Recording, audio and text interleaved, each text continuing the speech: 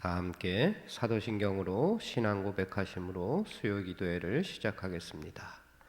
전능하사 천지를 만드신 하나님 아버지를 내가 믿사오며 그 외아들 우리 주 예수 그리스도를 믿사오니 이는 성령으로 잉태하사 동정녀 마리아에게 나시고 본디오 빌라도에게 고난을 받으사 십자가에 못 박혀 죽으시고 장사한 지 사흘 만에 죽은 자 가운데서 다시 살아나시며 하늘에 오르사 전능하신 하나님 우편에 앉아 계시다가 저리로서 산자와 죽은 자를 심판하러 오시리라. 성령을 믿사오며 거룩한 공회와 성도가 서로 교통하는 것과 죄를 사하여 주시는 것과 몸이 다히 사는 것과 영원히 사는 것을 믿사옵나이다. 아멘. 찬송가 263장입니다. 263장. 이 세상 험하고 나 비록 약하나 늘 기도 힘쓰면 큰 권능 얻겠네.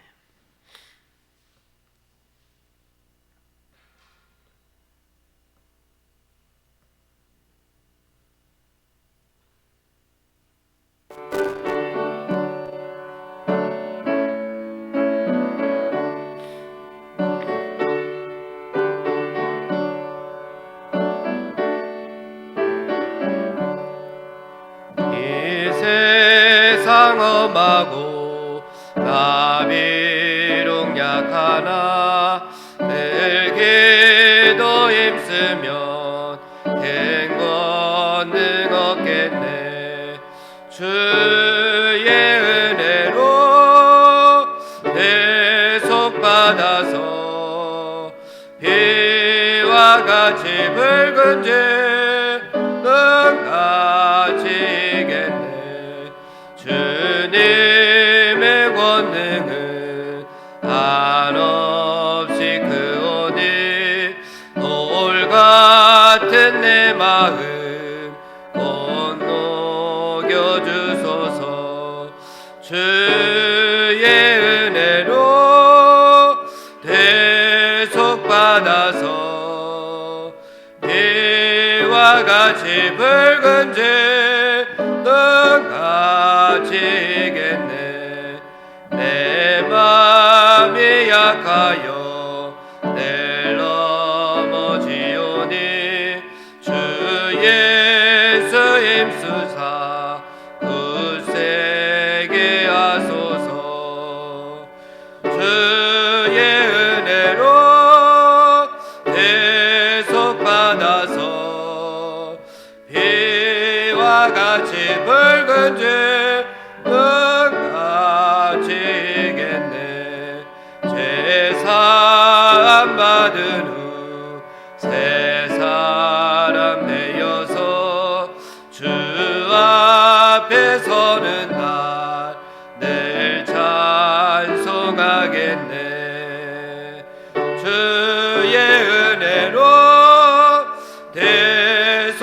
대속받아서 비와 같이 붉은 죄는 같이 이겠네. 아멘.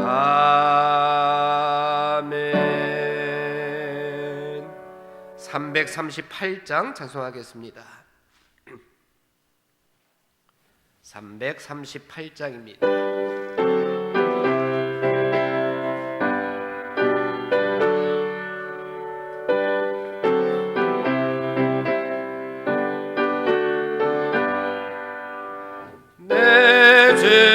가까이 하게 함은 십자가 짐 같은 고생이나 내 일생 소원은 늘 찬송하면서 주께 더 나아가기 원합니다. 내 고생하는 것 야곱이 돌베개 메고자 갔습니다. 꿈에도 소원이 늘 찬송하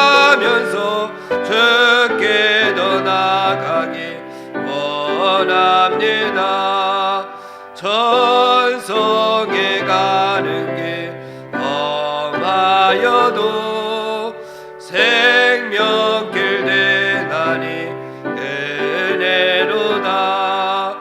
천사를 부르니 늘 찬송하면서 주께 더 나아가기 원합니다. 야곱이 잠깨어 일어난 후 돌단을 쌓은 것 본받아서 손짓대 되도록 늘 찬송하면서 주께 더 나아가기 원합니다. 아멘. 오늘 우리에게 주시는 하나님의 말씀, 고린도후서 5장 1절에서 10절까지의 말씀을 들으십시오.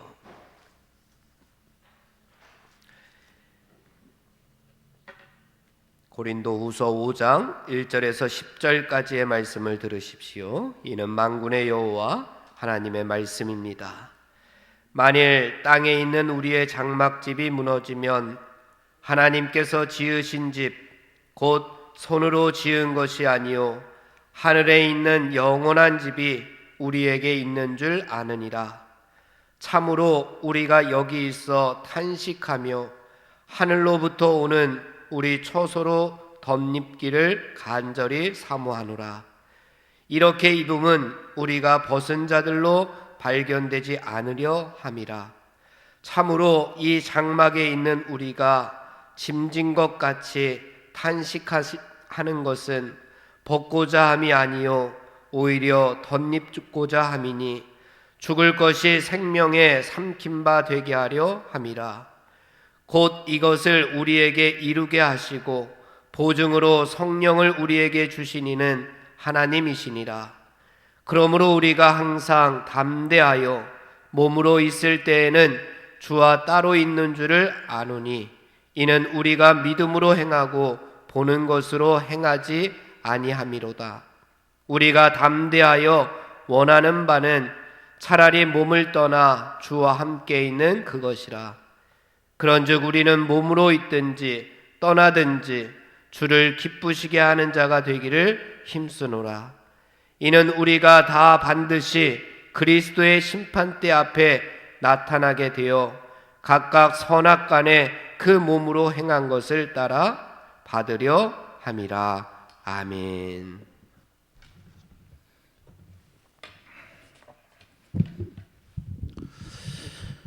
고린도 후서의 말씀은 바울의 자격에 대해서 시비를 거는 어떤 고린도 교인 무리들에 대해 바울이 응답하는 그런 내용을 담고 있습니다. 바울은 고린도 전서에서 고린도 교회에 불거진 많은 문제들에 대해서 이야기했습니다. 그런데 몇몇 고린도 교인들이 이 바울의 권면을 받아들이지 않았고 오히려 바울에게 역공을 취하고 문제를 제기하며 도전해 오게 됩니다. 고린도 교회에 이런 문제들이 발생한 것은 사실 당신의 지도력이 부족하기 때문이 아니냐. 애초에 당신은 사도로서의 자격도 충분하지 않지 않느냐. 자격이 부족하지 않느냐. 이러한 도전이었습니다. 이것은 바울의 자격에 대한 시비이고 도전이었습니다. 그런데 이에 대해서 바울은 자신을 변호하거나 자신을 변명하려고 하지 않습니다. 너희가 나를 어떻게 생각하는지 그것은 중요한 게 아니다. 그러나 왜 하나님께서 자격이 없는 나를 통해서 나 같은 사람을 통해서 일하시는지에 대해서는 너희가 확실하게 알았으면 좋겠다. 그래서 이 모든 갈등, 모든 문제들이 너희의 신앙생활에 걸림돌이 되지 않고 오히려 디딤돌이 되었으면 좋겠다. 이것이 고린도후서 전체에서 나타나는 바울의 의도이고 또 바울의 심정입니다. 그래서 4장에서는 질그릇 안에 보배를 담으시는 하나님에 대해서 말씀드렸습니다. 바울은 질그릇처럼 연약하지만 그 질그릇 안에 강하고 귀한 보배가 담겨 있다는 것입니다. 바로 우리 하나님께서 이렇게 일하시겠다는 겁니다. 그런데 왜 하나님은 이 질그릇을 아주 좋은 금그릇이나 은그릇으로 바꾸지 아니하시고 굳이 보잘것없는 질그릇 안에 보배를 담으시려는 것입니까? 사실 이것이 우리에게 잘 이해가 되지 않습니다. 우리에게 참 어려운 문제입니다. 잘 납득이 되지 않고 이치에도 맞지 않고 우리의 상식으로 이해할 수 있는 그런 범위를 넘어섭니다. 여러분, 질그릇과 보배가 어울리는 단어가 아니죠. 서로 대립되는 말입니다. 우리가 흔히 쓰는 십자가의 영광이라는 말도 그렇습니다.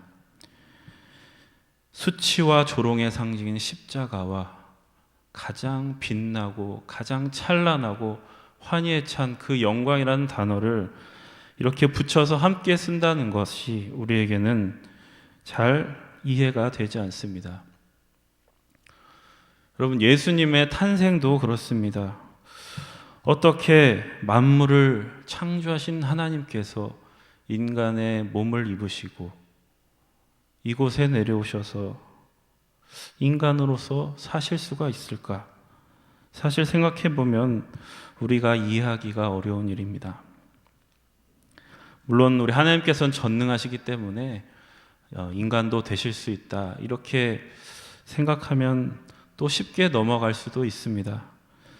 그런데 전능하신 하나님께서 왜 굳이 그런 어려운 길을, 힘든 길을 택하셔야 했을까요?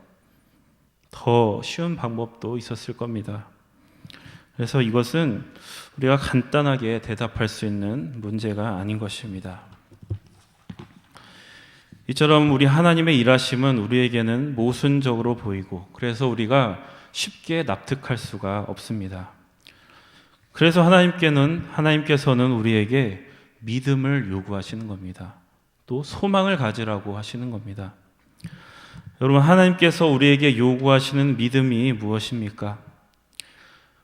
우리가 보는 현실이 전부가 아니라는 것입니다.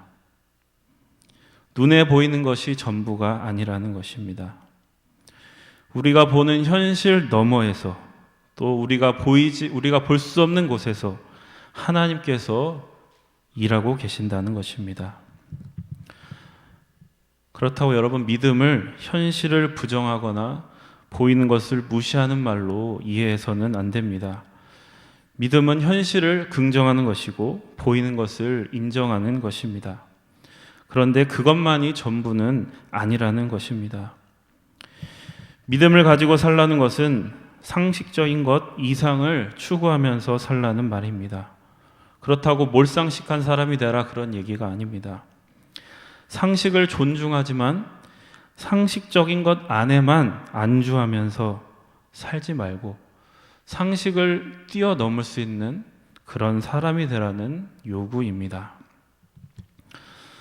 여러분, 이런 측면에서 율법주의 신앙이 문제가 되는 것입니다. 여러분, 우리가 법을 잘 지키며 사는 것, 법을 준수하며 사는 것은 굉장히 중요한 일입니다. 이 사회에서 함께 우리가 살아가기 위해서 꼭 필요한 일입니다. 그런데 법을 잘 지킨다고 해서 그 사람이 의로운 사람이 되는 것은 아닙니다. 내가 법을 잘 지킨다고 해서 내가 의로운 사람이고 선한 사람이 되는 것은 아닙니다. 물론 이제 우리들끼리는 법만 잘 지켜도 저 사람 훌륭한 사람이야, 이렇게 인정을 해줍니다. 근데 우리 하나님께서 보시기에는 그것만으로 충분치 않다라는 겁니다. 담임 목사님께서 자주 말씀하시듯이 하나님께서 원하시는 것은 율법의 조항만을 지키는 것이 아닙니다. 율법의 문자 그 속에 숨어서 안주하는 것이 아니고 율법의 정신까지 구현해내라는 요구입니다. 여러분, 율법이라는 것은 법이라는 것은 세상이 정해놓은 최소한의 것입니다. 아주 소극적인 것입니다. 그러나 율법의 정신을 구현하려면 우리는 보다 적극적인 그런 적극성이 필요합니다. 그렇게 적극적으로 살려다 보면 때로는 선을 넘어야 할 때도 있는 것입니다. 여러분, 솔로몬의 재판 이야기를 잘 아실 겁니다. 솔로몬의 판결이 하나님의 지혜라고 성경이 이야기하는 이유가 있습니다. 솔로몬이 증인도 증거도 없는 너무나 어려운 재판에서 어떤 특별한 기질을 발휘해서 진실을 가려냈기 때문에 솔로몬의 지혜가 하나님의 지혜인 것이 아닙니다. 솔로몬의 지혜가 하나님의 판결이 하나님의 지혜인 것은 두 여인 중에서 누가 진짜 이 아이를 사랑하는지를 알아보았기 때문에 그렇습니다. 진정한 사랑이 무엇인지 알아보는 안목이 바로 하나님의 지혜입니다. 그러나 세상의 지혜는 어떻습니까? 그 선을 넘지 못합니다. 내가 저 아이를 소유하지 못할 바에야 아이를 죽여서라도 공평하게 나누어 갖자라는 것이 바로 세상의 정의입니다. 반면에 하나님의 정의는 아이를 살리기 위해서라면 내가 어머니로서의 지위를 포기하겠다라고 말한 이 여인의 모습 속에서 드러나게 됩니다. 하나님의 정의는 아이를 향한 이 여인의 사랑을 통해서만 구현될 수 있다는 것을 보여줍니다. 따라서 여러분, 사랑이 없는 정의는 헛된 것임을 아는 게 바로 하나님의 지혜입니다. 세상은 이 여인의 행동을 이해하지 못할 것입니다. 그러나 사랑이 무엇인지 아는 사람은 이 여인을 이해할 수 있을 것입니다.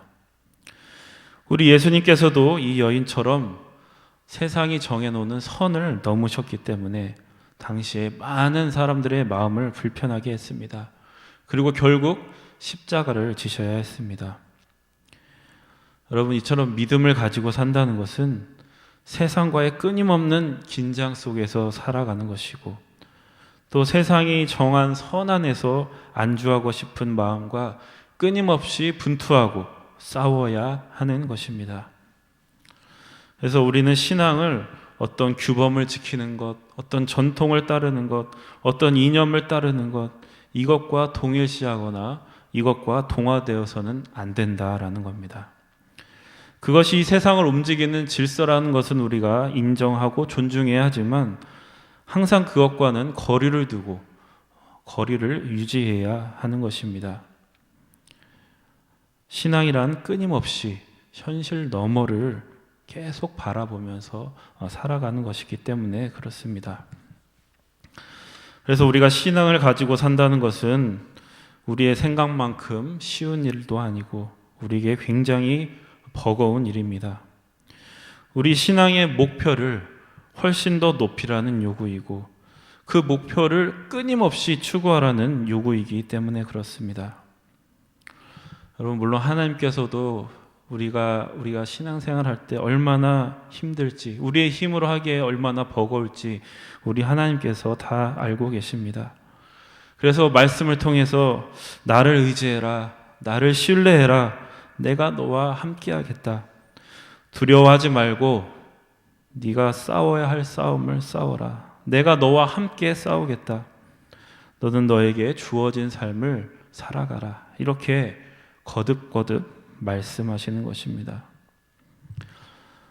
물론 우리 하나님께서는 믿음만을 요구하시지 않습니다. 우리에게 믿음을 가지고 살아갈 수 있는 소망을 주시는 것도 하나님이십니다. 지금 너희가 세상에서 누리고 있는 것들, 그거는 불완전한 것이고 일시적인 거야. 그것에 너무 매몰되지 마. 그것은 너희를 결코 만족시킬 수가 없어. 그것은 너희가 몸을 입고 있기 때문이고 몸은 언젠가는 죽기 때문이야. 내가 너희를 위해 완전하고 영원한 것을 준비했어. 다시는 죽지 않을 신령한 몸을 준비했어. 예수 그리스도가 그랬던 것처럼 너희도 부활에 참여하게 될 거야. 그러니 소망을 가지고 믿음의 길을 가라. 이렇게 말씀하시는 겁니다. 그런데 중요한 것은 하나님께서 준비하신 이 신령한 몸, 이것을 하나님 혼자서 만들지 않겠다는 것입니다. 우리와 함께 만들어 가겠다는 겁니다. 그것이 질그릇에 보배를 담으시겠다는 하나님의 말씀의 의미입니다. 여러분, 전능하신 하나님께서는 질그릇을 금그릇이나 은그릇, 좋은 그릇으로 바꾸실 수 있는 능력이 있으십니다. 그런데 하나님께서는 그렇게 하지 않으시겠다는 겁니다. 이 질그릇을 버리지 않고 이 질그릇 안에 보배를 담겠다는 것입니다. 여러분, 놀랍지 않습니까? 이러한 맥락에서 우리 고린도후서 4장 16절로 한번 가보겠습니다. 고린도후서 4장 16절 말씀 함께 봉독합니다. 그러므로 우리가 낙심하지 아니하노니 우리의 겉사람은 낡아지나 우리의 속사람은 날로 새로워지도다. 아멘. 유진 피터스는 이 구절을 이렇게 번역했습니다. 그러므로 우리는 포기하지 않습니다. 어찌 포기할 수 있겠습니까? 겉으로는 우리의 일이 실패로 끝나는 것처럼 보이지만 안에서는 하나님께서 단 하루도 빠짐없이 은혜를 펼치시며 새로운 생명을 창조하고 계십니다. 여러분, 무슨 얘기입니까? 우리의 신앙생활은 그 목표가 굉장히 높고 또 끊임없이 분투해야 하는 일입니다. 그래서 연약한 우리는 계속해서 실패를 경험할 수밖에 없습니다. 그래서 우리 인생은 하나님 보시기에는 실패투성이이고 오점투성이일지 모릅니다. 그런데 우리의 실패가 그냥 실패로 끝나는 것이 아니고 하나님께서 그 실패를 하나도 버리지 않으시고 그것을 가지고 하나님의 역사를 이루시는 재료로 쓰겠다는 것입니다. 여러분, 그래서 우리의 삶은 험한 것이 아닙니다. 우리의 고난과 실패가 무의미한 것이 아닙니다. 우리가 하나님이 하시는 일을 다 이해는 할 수 없겠지만 하나님께서 이렇게 모자란 우리들을 통해서 우리의 실패와 우리의 연약함을 통해서 일하시겠다는 것입니다. 그러니 지금 내 인생이 초라해 보여도 또 내 인생이 너무 시시한 것 같아도 포기하지 말고 살라는 것입니다. 인생을 한 방에 역전하려고 하지도 말고 내 인생은 이미 글렀어 이렇게 쉽게 포기하지도 말라는 겁니다. 지금 하나님께서 허락하신 너에게 주어진 그 조건을 가지고 살라는 것입니다. 하나님께서 바로 그 조건을 통해서 일하시겠다는 겁니다. 여러분, 믿음이 현실 너머를 바라보는 것이고 그 너머에 있는 영원함을 끊임없이 추구하고 있는 것이라면 소망은 우리가 신뢰하는 그 영원함이 우리의 현실과 동떨어진 것이 아니라 오히려 우리의 불완전한 현실을 재료로 만들어진다는 사실을 받아들이는 겁니다. 이러한 믿음과 소망이 있으면 우리의 현실은 더 이상 허무하거나 무의미하지 않게 됩니다. 우리는 더 이상 현실에 절망하지 않게 됩니다. 바울의 고백처럼 우리는 사방으로 우겨쌈을 당하여도 쌓이지 아니하고 답답한 일을 당하여도 낙심하지 아니하며 박해를 받아도 버림받지 아니하며 거꾸러뜨림을 당하여도 망하지 않는 그런 신앙의 경지에 이르게 되는 것입니다. 오늘 우리가 봉독한 본문 말씀에서도 바울은 이러한 이야기를 계속 이어가고 있습니다. 우리 1절의 말씀 함께 봉독하겠습니다. 만일 땅에 있는 우리의 장막집이 무너지면 하나님께서 지으신 집, 곧 손으로 지으신 것이 아니요 하늘에 있는 영원한 집이 우리에게 있는 줄 아느니라. 4장에서는 바울이 인간의 몸을 그릇에 비유했습니다. 인간은 질그릇이다. 그런데 이번에는 집에 비유하고 있습니다. 바울이 인간을 질그릇에 비유했던 것은 인간이 그만큼 깨지기 쉽고 연약하다라는 이야기를 하고 싶었던 것입니다. 그런데 인간을 집에 비유한 이유는 이 집을 장막이라고 이야기하고 있습니다. 5장에서는 이 장막은 쉽게 말해서 이동식 텐트라고 생각하시면 됩니다. 그러니까 이 장막은 한 곳에서 내가 계속 정착해서 살고자 하는 사람들에게 필요한 것이 아니라 나그네처럼 계속해서 내 거처를 옮겨 다니며 살아야 하는 사람들에게 필요한 그런 것이 장막입니다. 즉 바울이 인간의 몸을 장막에다가 비유한 것은 인간의 몸이 영원한 거처가 될 수 없다, 이것을 이야기하기 위해서입니다. 그런데 하나님께서 영원히 거할 수 있는 신령한 몸을 준비해 놓으셨다라는 겁니다. 지금 우리에게 주어져 있는 몸이 끝이 아니고 영원한 신령한 몸이 준비되어 있다는 믿음을 우리에게 요구하는 겁니다. 그런데 우리가 이런 믿음을 가지게 되면 우리들의 마음이 성급해지죠. 그리고 지금 내가 살아가는 현실이 비참하고 초라한 사람들일수록 더 마음이 급해집니다. 빨리 이 연약한 몸을 내가 벗어버리고 하나님이 준비하신 신령한 옷을 사모하게 됩니다. 우리 2절과 3절의 말씀 함께 봉독하겠습니다.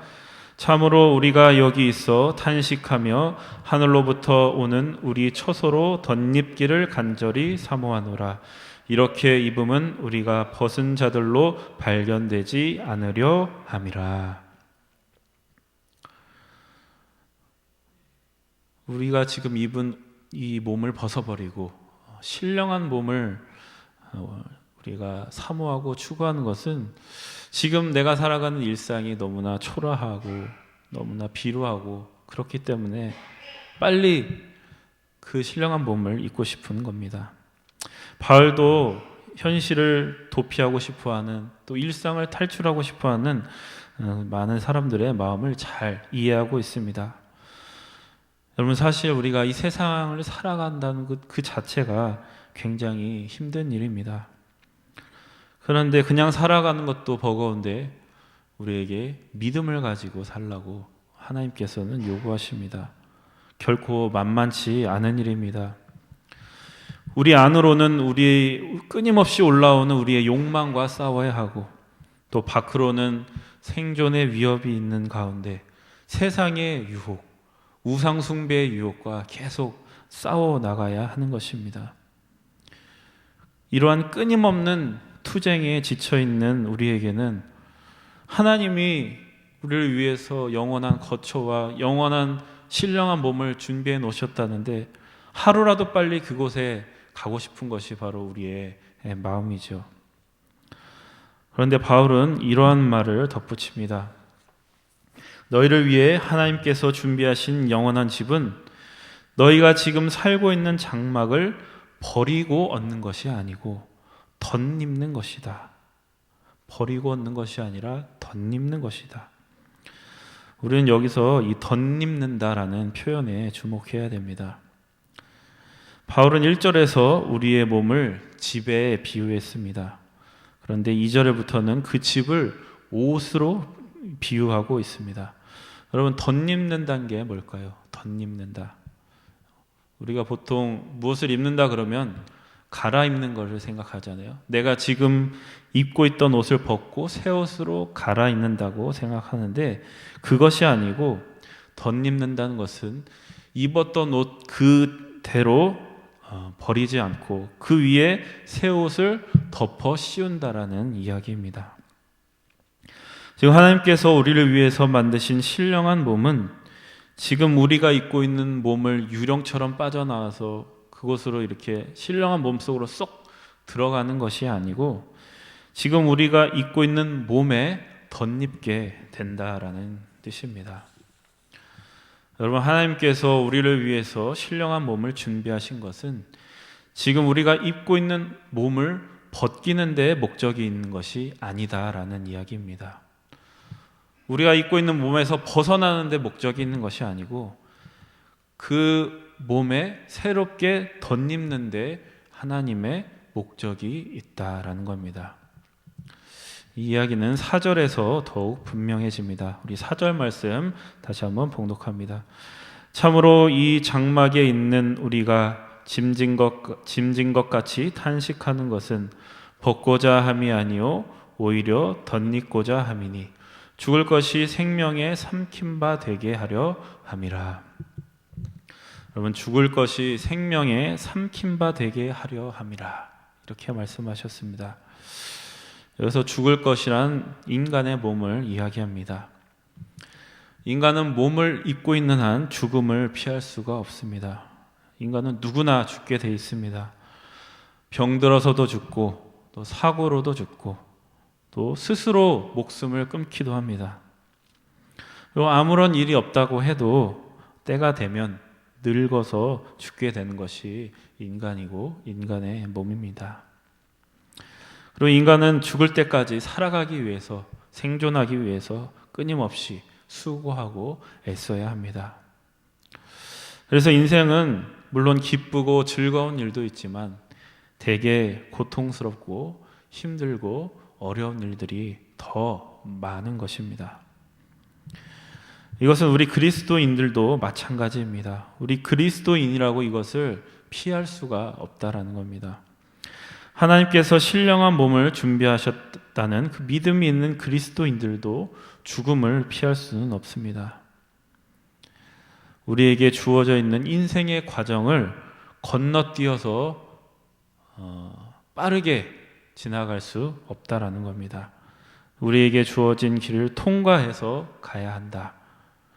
이것이 바로 죽을 것이 생명에 삼킨 바 되었다는 말씀의 의미입니다. 그리스도인은 죽음을 회피하거나 죽음을 제거하려고 하는 것이 아니라 죽음을 통과하여 죽음을 거쳐서 죽음을 이기는 것입니다. 우리가 죽지 않음으로 죽음을 피해서 생명을 얻는 것이 아니고 죽음으로써 생명을 얻는 것입니다. 생명으로 죽음을 이김으로써 생명을 얻는 것, 그것이 바로 그리스도인의 부활 신앙입니다. 그래서 이 부활 신앙이 우리가 이 험한 세상을 살아가는데 소망이 되는 것입니다. 우리 5절의 말씀 봉독합니다. 곧 이것을 우리에게 이루게 하시고 보증으로 성령을 우리에게 주신 이는 하나님이시라. 5절에 보증이라는 단어가 나옵니다. 그럼 보증이라는 것은 우리가 어떤 물건을 사려고 할 때 내가 어떤 시기에 전액을 지불하겠다는 그런 약속으로 미리 그 값의 일부를 치르는 게 바로 보증입니다. 즉 하나님께서 우리에게 신령한 몸을 주시겠다는 보증으로 성령님을 보내주셨다는 겁니다. 여러분, 성령님이 우리의 보증이 되는 이유는 뭘까요? 그것은 예수 그리스도의 부활이 바로 성령님을 통해서 이루어졌기 때문에 그렇습니다. 예수님이 부활하셨기 때문에 우리도 부활할 수 있는 겁니다. 우리가 부활 신앙을 가질 수 있는 근거가 바로 성령님을 통해 예수 그리스도가 부활의 첫 열매가 되셨기 때문입니다. 여러분, 예수님을 부활하게 하셨던 이 성령님께서 지금 우리와 함께 하신다는 것을 믿으시기 바랍니다. 그리고 그 성령님께서 지금 우리를 위해서 일하고 계신다는 것을 믿으시기 바랍니다. 그래서 우리는 이 성령님과 함께 할 때 더욱 담대하게 용기를 내서 살아갈 수 있는 것입니다. 우리 마지막으로 6절에서 10절 말씀 봉독합니다. 그러므로 우리가 항상 담대하여 몸으로 있을 때에는 주와 따로 있는 줄을 아노니 이는 우리가 믿음으로 행하고 보는 것으로 행하지 아니함이로라. 우리가 담대하여 원하는 바는 차라리 몸을 떠나 주와 함께 있는 그것이라. 그런즉 우리는 몸으로 있든지 떠나든지 주를 기쁘시게 하는 자가 되기를 힘쓰노라. 이는 우리가 다 반드시 그리스도의 심판대 앞에 나타나게 되어 각각 선악간에 그 몸으로 행한 것을 따라 받으려 함이라. 아멘. 여러분, 오늘 말씀의 최종적인 결론입니다. 9절 말씀에 보면 그리스도인은 어떠한 태도로 살아가야 하는지가 잘 나타나 있습니다. 여러분, 그리스도인은 어떠한 태도로 살아가야 할까요? 몸으로 있든지 떠나든지 주를 기쁘시게 하는 사람이 바로 그리스도인입니다. 여러분 모두 몸으로 있든지 떠나든지 주를 기쁘시게 하는 자가 되시기를 축복합니다. 그런데 중요한 것은 몸으로 있든지 떠나든지 주를 기쁘시게 하는 삶이 구체적으로 어떤 삶인가, 그게 중요합니다. 이 말씀은 한마디로 현실만 바라보지도 말고 또 현실을 무시하지도 말고 살아가라는 이야기입니다.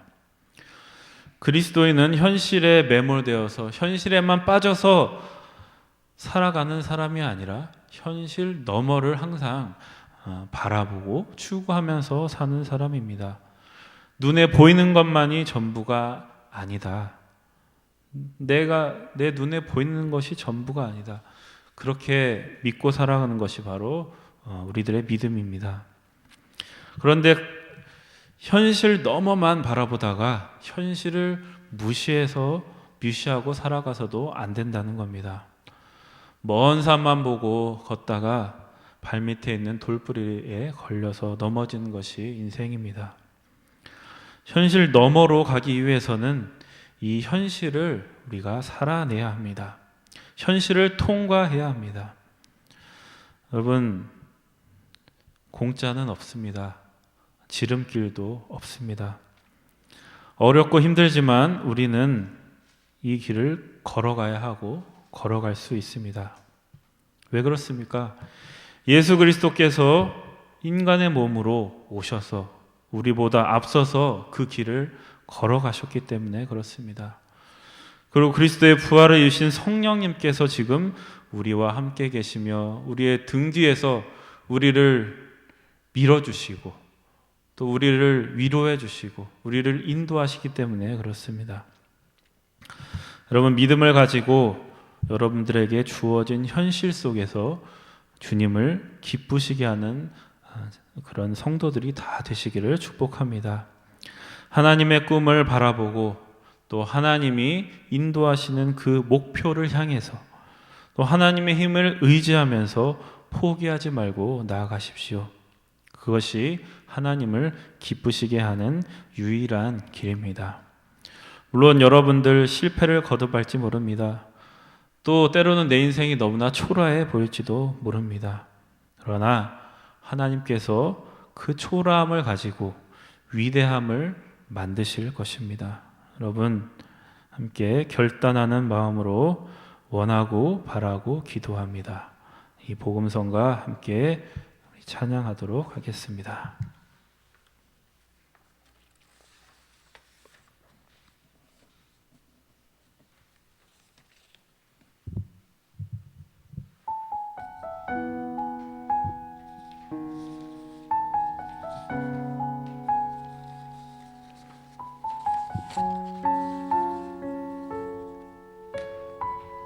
이 세상을 살아가는 동안에 이 세상을 살아가는 동안에 나의 힘을 의지할 수 없으니 기도하고 낙심하지 말 것은 주께서 참 소망이 되심이라. 주께서 참 소망이 되심이라. 하나님의 꿈이 나의 비전이 되고 예수님의 성품이 나의 인격이 되고 성령님의 권능이 나의 능력이 되길 원하고 바라고 기도합니다. 이 세상을 살아가는 동안에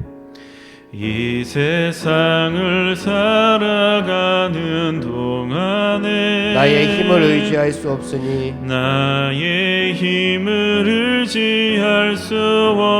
기도하고 낙심하지 말 것은 기도하고 낙심하지 말 주께서 것은 참 소망이 되심이라. 주께서 참 소망이 되심이라. 주의 길을 걸어가는 동안에 주의 길을 걸어가는 동안에 세상의 것 의지할 수 없으니 세상의 것 의지할 수 없으니 감사하고 낙심하지 말 것은 감사하고 낙심하지 말 것은 주께서 참 기쁨이 되심이라. 주께서 참 기쁨이 되심이라. 하나님의 꿈이 나의 비전이 되고 나의 비전이 되고 예수님의 성품이 예수님의 성품이 나의 인격이 되고 나의 인격이 되고 성령님의 권능이 성령님의 권능이 나의 능력이 되길 나의 능력이 되길 원하고 바라고 기도합니다. 하나님의 꿈이 나의 비전이 되고 예수님의 성품이 나의 인격이 되고 성령님의 권능이 나의 능력이 되길 원하고 바라고 기도합니다.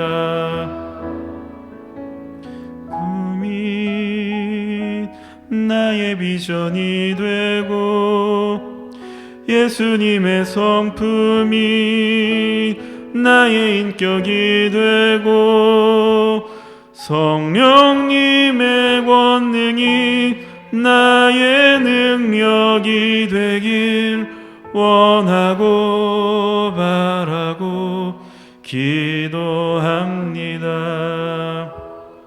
원하고 바라고 기도합니다. 아멘. 우리 다 같이 합심해서 하나님 앞에 기도하겠습니다. 먼저 나라와 민족을 위해서 기도하겠습니다. 하나님, 이 땅에 진정한 하나님께서 원하시는 샬롬, 평화를 허락하여 주시옵소서. 하나님, 이 땅에 전염병으로 인해서 고통당하는 국민들을 하나님 지치지 아니하도록 붙잡아 주시옵소서. 특별히 영적으로 지치지 아니하도록 하나님께서 도와주시옵소서. 이때의 모든 성도들이 악한 영에 하나님 넘어가지 아니하도록 믿음을 굳건하게 붙잡을 수 있도록 믿음의 끈을 놓치지 아니하도록 저희들을 더욱더 강건하게 하여 주시옵소서. 특별히 죄악으로 물든 이 시대가 하나님의 거룩함으로 회복되어지기를 원합니다. 어두워져가는 이 세상이 예수 그리스도의 빛으로 환하게 비추어지기를 원합니다. 부패해져가는 이 세상 가운데 소금으로 던져질 수 있는 교회가 되게 하시고 성도들이 되게 하여 주시옵소서. 특별히 모든 위정자들이 하나님과 백성들 앞에 더 겸손하게 하시고 이 나라를 다스리시는 주인이 하나님이심을 깨닫게 되는 놀라운 은혜를 더하여 주시옵소서. 나라와 민족을 위해서 우리 주여 한번 부르고 통성으로 기도하겠습니다. 주여! 하나님 아버지 감사합니다. 저희들을 하나님께서 이 땅에 그리스도인으로 불러주시고 예배자로 삼아주신 것 감사합니다. 이 어려운 때에도 하나님 앞에 예배드릴 수 있는 예배자로 하나님께서 불러주시었사오니 하나님 감사합니다. 오늘도 예배를 드리며 하나님 앞에 기도할 때에 먼저 이 나라와 이 민족을 위해서 하나님 기도합니다. 이 땅 위에 하나님 평화를 허락하여 주시옵소서. 여호와 샬롬, 하나님께서 원하시는 진정한 평화를 허락하여 주시었기를 원합니다. 하나님, 전쟁을 물리쳐 주시고 이 땅의 핵을 하나님 물리쳐 주시고 이 땅에 아버지 썩어가는 모든 세상적인 가치관들을 하나님 물리칠 수 있도록 인도하여 주시옵소서. 아버지의 사탄 마귀의 게임을 하나님 우리가 다 물리치고 하나님께서 원하시는 뜻을 이 땅 위에 이루어 드릴 수 있도록 주님께서 함께하여 주옵소서. 아버지 이 땅이 참으로 어려움 가운데 있습니다. 코로나 전염병으로 인하여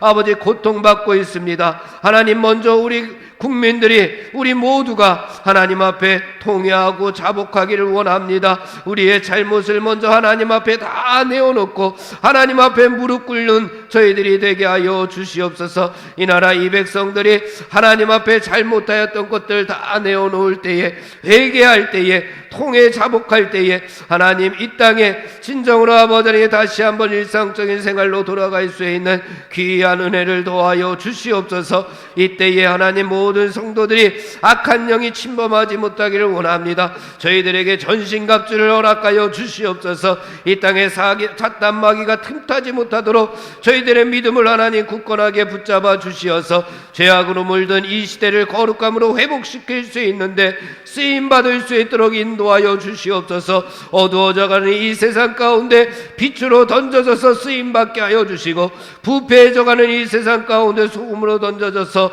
아버지 쓰임받는 주님의 백성들이 다 될 수 있도록 인도하여 주옵소서. 이 땅의 위정자들을 하나님께서 기억하시고 저들이 아버지에 더욱더 겸손하게 하시고 이 나라를 다스리시는 주인이 하나님이심을 고백하고 하나님의 뜻대로 행할 수 있는 위정자들이 다 되어서 이 나라 이 민족을 하나님께서 원하시는 방향으로 이끌 수 있도록 저들에게 지혜를 도하여 주시옵기를 원합니다. 그래서 이 나라 이 민족이 아버지 더욱더 하나님 앞에 영광 돌리며 하나님 보시기에 아름답고 하나님을 기쁘시게 하는 귀한 나라와 민족 될 수 있도록 주여 붙잡아 주시옵소서. 함께하여 주심을 믿사옵고 예수님의 이름으로 기도하옵나이다. 아멘. 우리 교회와 목사님과 성도들을 위해서 다 함께 기도하겠습니다. 하나님께서 주신 사명을 잘 감당하는 교회가 되기를 원합니다. 땅끝까지 이르러 내 증인이 되라고 하신 주님의 말씀을 붙잡고 복음 전파를 아버지 무엇보다 우선시할 수 있는 교회가 되게 하여 주시옵소서. 그리하기 위하여 모든 예배가 어서저께 회복되기를 원합니다. 그래서 부흥되어 하나님 앞에 영광 돌리는 교회가 되게 하여 주시옵소서. 또한 목사님과 아버지 예시아 10분의 시무 장로님들에게 영육간의 강건함을 하나님 도하여 주시옵소서. 목사님께 말씀의 능력을 도하여 주시옵소서. 선포되는 말씀이 능력 있게 하시고 모든 성도들에게 힘과 위로를 전할 수 있는 하늘의 말씀을 전하실 수 있도록 하나님 능력을 허락하여 주시옵소서. 하나님 육신의 질병으로 고통당하는 사랑하는 성도들을 어루만져 주시고 저들을 하나님 육신의 질병뿐만 아니라 영적으로 신음하고 있는 아버지 영적인 병까지도 회복시켜 주시옵소서. 우리 교회와 목사님과 성도들을 위해서 다 함께 주여 한번 부르고 통성으로 기도하겠습니다. 주여. 하나님 아버지, 이 땅에 무너져가는 한국교회를 하나님 다시 살려주시옵기를 원합니다. 아버지 복음의 감격을 회복하는 교회들이 되게 하여 주시옵소서. 아버지 예수 하나님 한 분만으로 만족할 수 있는 교회들이 되게 하여 주시옵소서. 다시 한번 생명력을 회복하는 교회들이 되게 하여 주시옵소서. 아버지 성령 충만한 교회들이 되게 하여 주시고 아버지 하나님의 말씀을 사모할 수 있는 교회들이 되게 하여 주시옵소서. 이 땅에 교회들에게 주신 사명이 있는 줄 압니다. 그 사명을 잘 감당하는 교회들이 되게 하여 주시옵소서. 이 땅에서 아버지 하나님께서 주신 달란트를 잘 남겨드릴 수 있는 교회들이 되게 하여 주시옵소서. 특별히 이 땅 위에 하나님께서 석교교회를 허락하여 주신 것 감사합니다. 나눔과 섬김으로 하나님의 말씀과 사랑을 실천하는 교회가 되기를 원합니다. 그러기 위하여 하나님의 말씀이 충만하게 하시고 하나님의 사랑이 이곳에 충만하게 충만하여 아버지 흘러 넘쳐 세상 가운데에 지역사회에 실천하고 남을 수 있는 하나님의 말씀과 사랑으로 덧입혀 주시옵소서. 아버지 모든 예배가 회복되기를 원합니다. 아버지 이하시어 유치부 예배부터 아버지 모든 예배가 회복되어서 어린 영혼으로부터 아버지 어르신들에게 이르기까지 영적으로 신음하지 않고 아버지 저들에게 아버지 목자 되신 하나님을 따라가는 아버지 귀한 발걸음들이 되기를 원합니다. 아버지 예시여 하나님 앞에 더욱더 간구하옵기는 아버지 목사님과 아버지의 사랑하는 성도들을 위하여 기도합니다. 목사님에게 영육간의 강건함을 허락하여 주시어서 아버지의 성도들을 아버지의 푸른 풀밭으로 인도하기에 부족하지 않길 원합니다. 말씀을 전하실 때마다 하늘의 말씀의 능력이 있게 하여 주시고 아버지 예시여 힘들어하고 있는 자들에게 위로를 전할 수 있는 아버지의 말씀들이 되게 하여 주시옵소서. 특별히 육신의 질병으로 고통당하는 사랑하는 성도들이 있습니다. 하나님 저들의 육신을 예수 그리스도의 피 묻은 손으로 안수한찰하여 주시어서 육신의 질병들이 여호와 사파의 손길로 아버지 다 나음을 얻을 수 있도록 인도하시고 특별히 간구하옵기는 영적으로 신음하고 있는 성도들을 하나님 회복시켜 주시옵기를 원합니다. 저들에게 하나님의 말씀과 성령의 능력을 아버지 덧입혀 주시옵소서. 그리함으로 말미암아 영적으로 더욱더 아버지 강건하여져서 하나님 앞에 아름답게 영광 돌릴 수 있는 성도들로 회복시켜 주시옵소서. 함께하여 주실 줄 믿사옵고 예수님의 이름으로 기도하옵나이다. 아멘. 우리 가정과 자녀와 개인의 기도의 제목을 놓고서 하나님 앞에 기도하겠습니다. 하나님, 병든 우리의 심령을 고쳐 주시옵소서. 우리의 갈급한 심령 가운데 성령의 은혜를 베풀어 주시옵소서. 특별히 우리 가정들이 믿음의 가정들이 되기를 원합니다. 이때 이 어려운 때에 믿음이 잘 전수되어서 하나님의 뜻을 이루는 가정이 되게 하시고 우리의 가정들이 아버지 예배자로 바로 설 수 있는 귀한 가정들 되게 하여 주시옵소서. 그래서 하나님 나라에 특별히 귀하게 쓰임받는 가정들 되게 하여 주시옵소서. 하나님 우리의 자녀들을 붙잡아 주시옵소서. 저들이 하나님과 일평생 동행하는 자녀들이 되기를 원합니다. 아버지 세상적으로 빠져들지 아니하고 사탄마귀에 넘어지지 아니하는 아버지 영적으로 바로선 우리의 자녀들이 되게 하시고 믿음으로 바로선 자녀들이 되게 하여 주시옵소서. 세상 가운데에서 그리스도의 용사들이 다 되게 하여 주시옵소서. 개인의 기도의 제목들이 하나님의 뜻과 일치되게 하셔 주시어서 하나님께서 들어 응답하여 주시고 우리의 기도가 하늘의 밀알이 되어서 썩어져 많은 열매들을 맺을 수 있도록 도와주시옵소서. 우리 합심하여 주여 한번 부르고 동성으로 기도하겠습니다. 주여! 하나님 아버지 감사합니다. 우리 가정과 자녀들과 기도의 제목들을 놓고서 하나님 앞에 기도합니다. 특별히 우리의 가정들을 하나님 지켜주시옵소서. 아버지 예시여 어려움 가운데 정말로 눈물을 흘리며 기도하는 가정들이 있는 줄 압니다. 아버지 저들의 가정을 하나님 특별히 아버지 예시여 어루만져 주시고 아픔을 하나님 어루만져 주시고 아버지 문제들을 하나님 해결하여 주시옵기를 간절히 빌고 원합니다. 병든 우리의 심령을 하나님 고쳐 주시옵소서. 갈급한 심령 가운데 성령의 은혜를 더하여 주시옵기를 간절히 빌고 원합니다. 아버지 그리함으로 말미암아 우리의 가정들이 믿음의 가정들이 다 될 수 있도록 하나님 도와주시옵소서. 아버지 예시 비대면 예배를 드리고 있는 이때에 우리의 가정들이 예배자로 아버지 바로 서기를 원합니다. 우리의 가정이 하나님의 성전의 역할을 잘 감당할 수 있도록 인도하여 주시옵소서. 각자 흩어진 하나님의 교회들로서 사명을 잘 감당할 수 있도록 인도하여 주시옵소서. 움직이는 교회가 되어서 하나님의 뜻을 아버지 이 땅 위에 이루어 드릴 수 있는데 부족하지 않는 믿음이 충만한 가정들 될 수 있도록 주여 인도하여 주시옵소서. 아버지 가정 예배를 통하여 우리의 자녀들에게 믿음이 잘 전수되기를 원합니다. 하나님의 뜻을 이룰 수 있는 가정들이 되기를 원합니다. 하나님 우리의 자녀들을 하나님 붙잡아 주시옵소서. 아버지 저들이 하나님의 말씀을 꿀송이처럼 달게 여길 수 있는 자녀들이 되기를 원합니다. 그래서 말씀을 사모하게 하시고 예배를 사모하게 하시고 하나님 나라에 귀하게 쓰임받는 자녀들 되게 하여 주시옵소서. 아버지, 약한 것에는 미련하게 하시고 선한 것에는 지혜롭게 하여 주시옵소서. 세상 것에는 눈이 멀게 하시고 영적으로 하나님 나라에는 눈이 띄어질 수 있는 귀한 자녀들이 다 될 수 있도록 인도하여 주시옵소서. 개인의 기도의 제목을 놓고 기도하는 성도들을 하나님 기억하여 주시옵소서. 저들의 기도의 제목들이 예수 그리스도의 아버지 겟세마네 동산의 기도처럼 나의 원대로 되지 마옵시고 하나님의 원대로 되기를 원합니다. 하나님의 뜻과 일치되기를 원합니다. 그래서 하나님께서 들어 응답하여 주시어서 이 땅의 기도의 열매들이 풍성하게 맺혀지기를 원합니다. 그 기도의 열매들이 아버지 우리의 삶을 변화시키고 우리의 삶을 회복시키고 하나님의 뜻을 이룰 수 있는 기도의 제목들이 되게 하여 주시옵소서. 하나님 함께하여 주실 줄 믿사옵고 예수님의 이름으로 기도하옵나이다. 아멘. 주님의 기도 드리겠습니다. 하늘에 계신 우리 아버지여, 이름이 거룩히 여김을 받으시오며 나라에 임하옵시며 뜻이 하늘에서 이룬 것 같이 땅에서도 이루어지이다. 오늘날 우리에게 일용할 양식을 주옵시고 우리가 우리에게 죄 지은 자를 사하여 준 것 같이 우리 죄를 사하여 주옵시고 우리를 시험에 들게 하지 마옵시며 다만 악에서 구하옵소서. 대개 나라와 권세와 영광이 아버지께 영원히 있사옵나이다. 아멘. 우리 옆에 분들과 인사하겠습니다. 그리스도의 평화가 함께 하시기를 바랍니다. 그리스도의 평화